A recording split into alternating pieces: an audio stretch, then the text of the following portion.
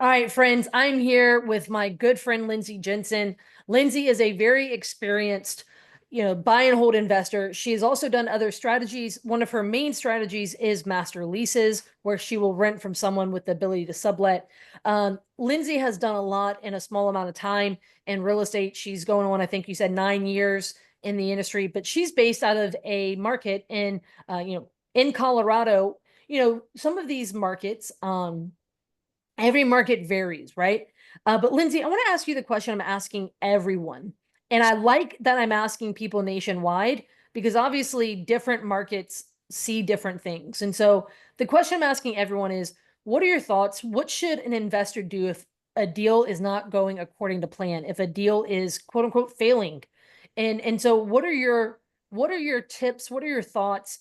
Anything that you can share so that we can help more investors, because no one is immune to a deal not going No, according to plan right now. And so how can we empower them with either, knowledge, suggestions, things like that? there's going to be several things here. So first of all, you've got to keep a cool head, right? I think that if you're looking at purchasing a property, Mhm. one of the things with avoiding it going south is having several outs, Yeah. meaning if you're buying it to flip it, maybe if that doesn't work, it's okay that you have a way to keep it and put it in your rental portfolio, right? And give it some time to where you can get your money back out of it. Yeah. Um, so that's just one example. The other thing I think is that's really important and that's really helped me with a lot of issues that I've had in my career is how you treat people, how you work with people, Yeah. because that can be the difference between a trashed house or repairs that are paid for, right?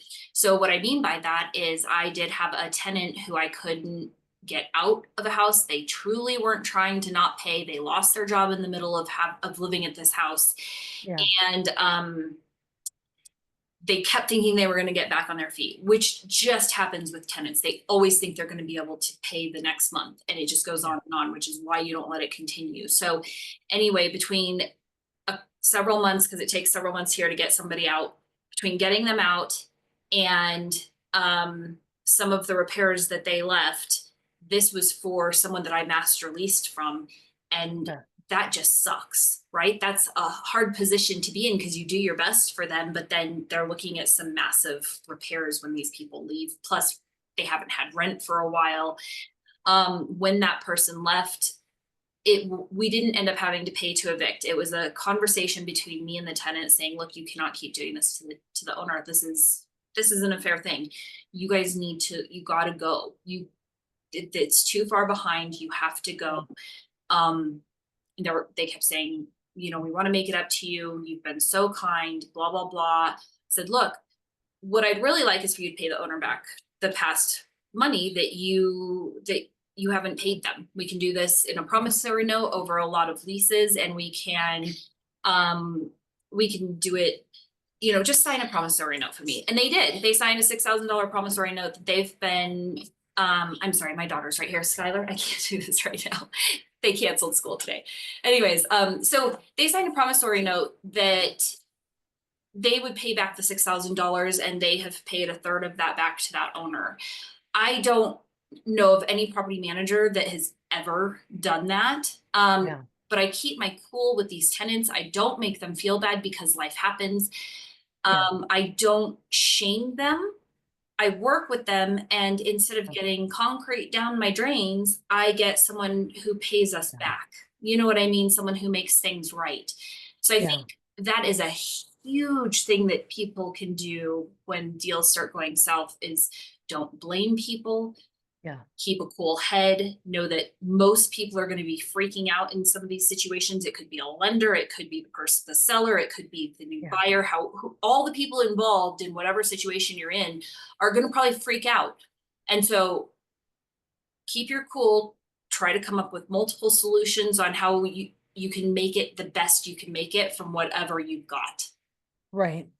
And I love that. I think that's critical because emotions are going to run high Yeah. when I mean, when people are afraid, people's fear comes out in a lot of different ways, Yeah. emotionally. And so you can't control other people, but you can control yourself. And so by leading with a level head, a lot of people mirror other people, right? Yes. Like if you're not keeping a cool head, then they're not going to keep a cool head. But if they don't have a cool head, but you're keeping a cool head, they might be like, wait, I should probably doesn't of course it doesn't always work, but it's truly an opportunity to where you can at least can control you. Yeah. Um any so okay, so you were able to get a promissory note, they're making payments on it. At there's at least, presumably that's an unsecured one, Mhm.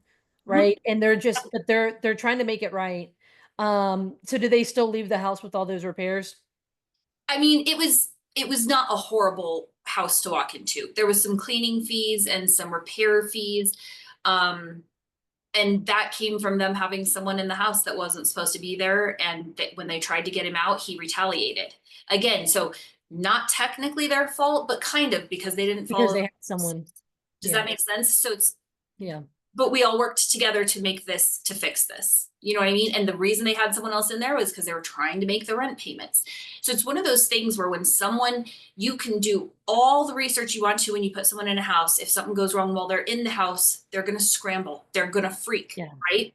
So you have to keep your head cool and try to fix those problems. And it doesn't matter if it's a rental or if you're buying from a property manager or I mean, not a property manager, from a seller, and something goes bad, or if you're working with a lender and the deal goes bad, like you Yeah. have to work on maintaining those relationships no matter what.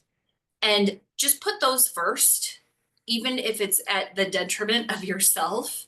Uh, Yeah. but I honestly feel like because I've run into many of these and just kept a cool head, people ended up trusting me even more, Yeah. if that makes sense. So Absolutely. How you that's huge. respond in a difficult time says a lot about someone's character.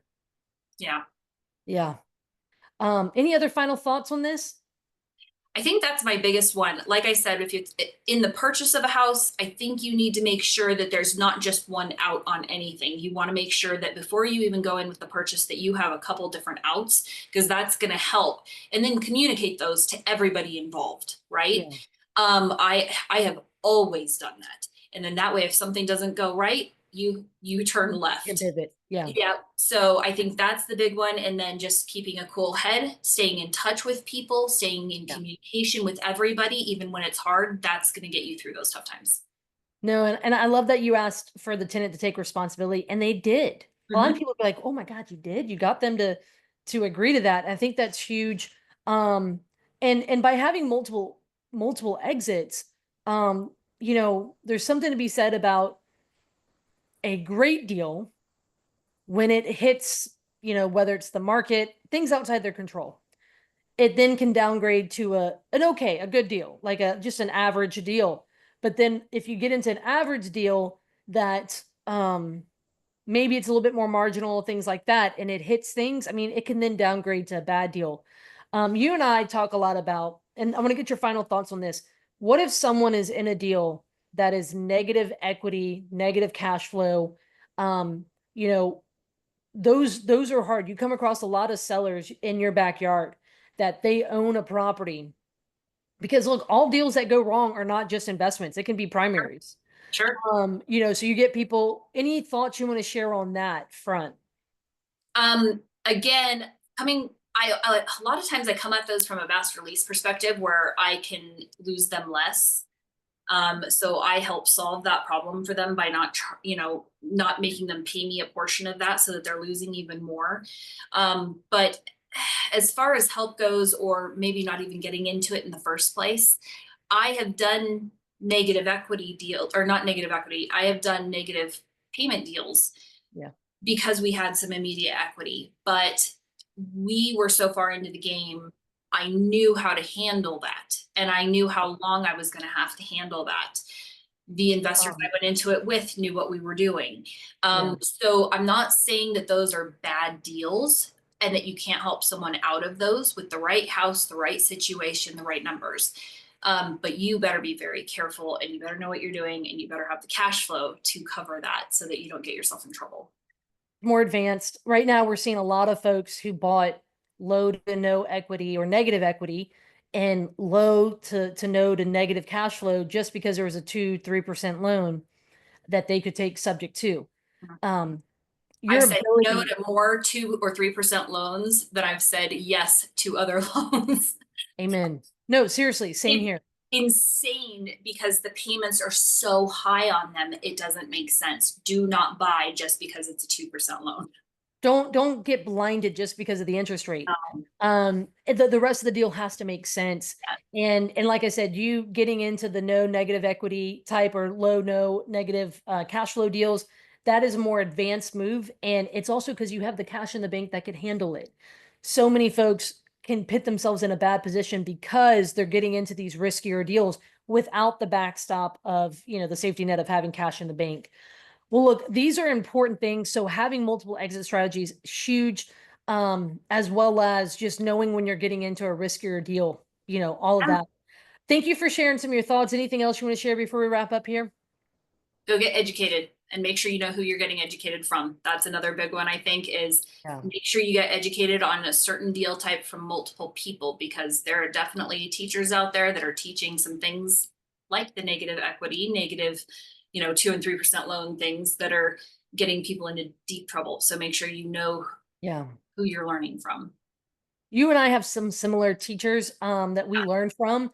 And one of the best things they've ever taught me is from their experience of being investors for decades. And so what have they seen? They've seen a lot of people. I can't tell you how many times they've told me, oh yeah, we've had guys who had 2, 3, 400 houses that were in this business that are no longer in this business. And it's not because they died.